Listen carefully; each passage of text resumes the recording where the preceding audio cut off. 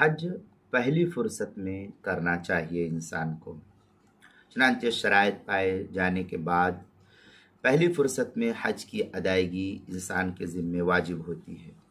اگر بلاعذر تاخیر کی تو گنہگار ہوگا، تاہم اگر تاخیر کے بعد ادا کر لیا تو گناہ ساقط ہو جائے گا، لیکن پھر بھی اس میں تاخیر یہ مناسب نہیں ہے۔